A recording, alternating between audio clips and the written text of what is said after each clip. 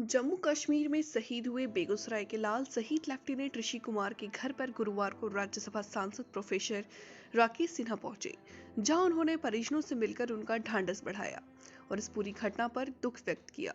इस दौरान राकेश सिन्हा ने शहीद ऋषि कुमार के तैल चित्र पर पुष्प अर्पित कर अपनी श्रद्धा सुमन अर्पित किया। इस दौरान उन्होंने कहा कि ऋषि कुमार की शहादत बहुत ही असामान्य है। बहुत ही कम आयु में वीरगति पाए हैं। सिर्फ वीरगति पाना ही नहीं, उन्होंने एक संदेश दिया है। देश की शांति के लिए, देश के लोगों के लिए उन्होंने अपना जीवन दान दिया। लेकिन यह कहकर संतोष नहीं करना होगा, हमें सुनिश्चित करना होगा कि सेना में जो लोग भर्ती होते हैं वह भी एक पिता के पुत्र हैं, वह भी किसी पत्नी के पति हैं, किसी बच्चे के पिता हैं और माँ के बच्चे हैं। उनकी सुरक्षा को सुनिश्चित करना होगा। ऐसी ताकतें जो मानवाधिकार के नाम पर आतंकवादियों को संरक्षण देती है या उन आतंकवादियों को पनपने देती है, जड़ मूल से कठोरता से समाप्त करना होगा। इसके लिए चाहे जो भी कदम उठाना पड़े, उठाना चाहिए। यह शहादत हमें एक संदेश देकर गई है कि हमें अपने पुत्रों की रक्षा के लिए सरकारी तौर पर, वैधानिक तौर पर और कारण व्यवस्था के तौर पर कठोर से कठोर कदम उठाना चाहिए। ये ऋषि कुमार जी की शहादत बहुत ही असामान्य है। बहुत ही कम आयु में वीरगति पाए हैं।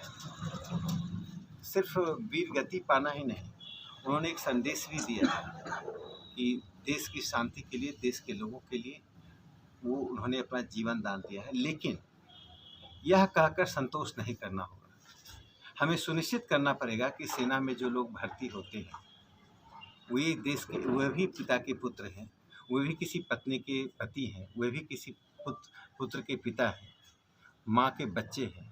उनकी सुरक्षा को सुनिश्चित करना पड़ेगा। ऐसी तमाम ताकतें जो आतंकवादियों को मानवाधिकार के नाम पर संरक्षण देती हैं या उन आतंकवादियों को पनपने देती हैं, उनको जड़ मूल से कठोरता से समाप्त करना पड़ेगा। इसके लिए चाहे जो भी कदम उठाना पड़े, उठाना चाहिए। यह शहादत हमें एक संदेश देकर गई है कि हमें अपने पुत्रों की रक्षा करने के लिए सरकारी तौर पर, वैधानिक तौर पर और कानून व्यवस्था के तौर पर कठोर से कठोर कदम उठाना चाहिए। देखिए, शहादत उच्च कोटि का होता है।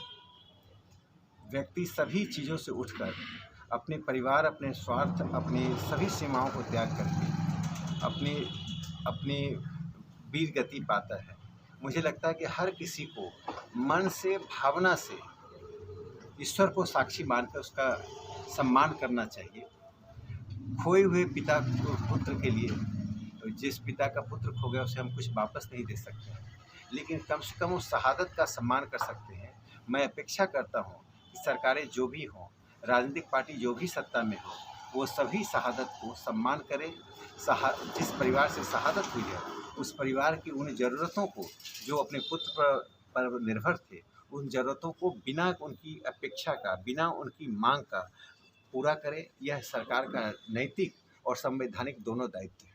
सर, ना केंद्र सरकार और ना बिहार सरकार से किसी तरह का परिजन से आश्वासन नहीं मिला है और ना किसी तरह की कोई औपचारिक कुछ बात की गई है इनसे। देखिए क्या देखिए केंद्र सरकार किसी भी शहादत को की उपेक्षा नहीं करती है। मैं आपको विश्वास दिलाता हूँ कि ऋषि कुमार जी की शहादत को हम यूं ही उपेक्षा का शिकार नहीं होने देंगे। मैं राज्यसभा का सदस्य हूँ, मैं इस ज़िले का हूँ और सच में बताता हूँ, मैं जब छठ घाट पर था और जल चढ़ा रहा था तो मेरे सामने वही पुत्र था। मैं भी उनको अपने पुत्रवत ही देख रहा था कि एक पुत्र चला गया और सच में मन में वही पीड़ा हो रही थी। मुझे लगता है इस पीड़ा का अनुभव बेगूसराय में कम से कम हर घाट पर हर जल ढारने वाला व्यक्ति कर रहा था।